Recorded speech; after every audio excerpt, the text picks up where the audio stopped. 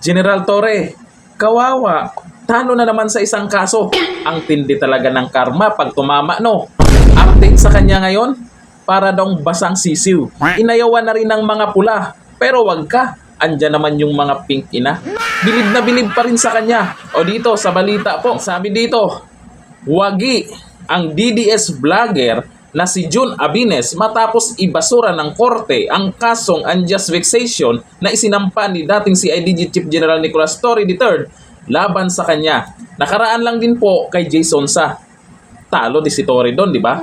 Kaugnay ito ng pagsalakay ng pulisya sa bahay ni Abines nitong Pebrero, kung saan kinumpiska ang kanyang cellphone at computer dahil sa aligasyong hacking sa PNP system.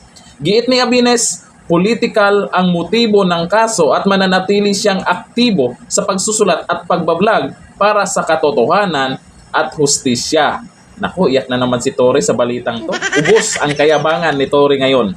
O dito po sa update. O may update po tayo kay Torre. Si Anjo Iliana. Ito ang sabi niya. Siya yung kauna-una. Kaya, I want to have the world! Akalain mo isang araw, pagising niya, tinanggal na siya ng pwesto. Tapos yun na, ngayon, wala, parang basang sisiw siya. Parang wala na siya, parang wala na yung magic niya, wala na yung aura niya. Pati mga pula, ayaw na sa kanya. Kaya medyo kaibiganin natin tong taon to, baka nangangailangan ng kaibigan. Kaya General Torre, ang advice ko sa inyo ay mag-retire na kayo. Kasi sabihin nyo, kung ayaw na sa akin itong mga amo ko, ay magre-retire na lang ako. Tapos sabihin nyo, ba't kayo kayo na magsabi, ba't ba kayo sinangtabi? Ba kayo tinanggal sa pwesto bilang PNP chief? Para marinig lang namin. Alam mo mga chismoso kami. Nahilig kami sa chismis. Lalo na pag bitin. Bitin yung Kawawa.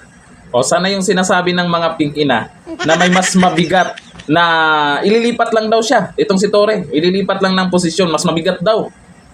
Inayawan na nga ng mga pula, kaya tinanggal nga, di ba? Ngayon, itong paniwalang-paniwala pa rin kay Torre, nakikita nyo na kung anong nangyayari sa kanya. Yung mga isinampa niyang kaso, talo siya. Pero ang abangan natin, yung ikinaso sa kanya. Kaya malamang ngayon, kinakabahan na yan. Hindi tayo magugulat. Balang araw, babaliktad yan. Malay mo, biglang kumanta yan. Tungkol po doon sa pag-aresto kay dating Pangulong Duterte. Hindi po makakalimutan ng taong bayan yan, General Torre, yung ginawa mo. Ang tapang mo nun, ang yabang mo nun. Asan ka na ngayon? Kaya yung sinabi ni Vice President Sara Duterte na ang gaba, dili magsaba, hindi ka makakaligtas doon. Isa ka sa matatamaan sa karma na yan. Nakikita mo na yung mga ikinaso mo, di ba? Walang nangyari. Pero yung kinaso sa'yo, tungkol po dyan sa paglabag niya, di umano, dyan sa pag-aresto kay Tatay Digong, paano na lang, Torre, yung mga galit na galit sa'yo dahil sa ginawa mo? Nako, pag taga Mindanao na galit, hindi yan makakalimutan kailanman. Yung pasindi-sindi nila ng kandila, na may itim na kandila, picture ni Torre, nakaraan, di ba, sa sobrang galit nila kay Torre, nasasabi natin hindi tumatalab kay Torre. Yun pala, na-delay. Ngayon pa lang tumalab yung karma.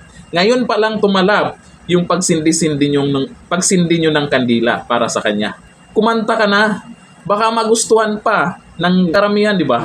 Baka maganda yung tono ng kanta mo. Tungkol po doon sa pag-aresto kay Tatay Digong. Magandang payo po ito ni Anjo Iliana kung ano yung dapat mong gawin. Mag-retired ka na. Hanggang dito na lang. Thank you. Bye-bye.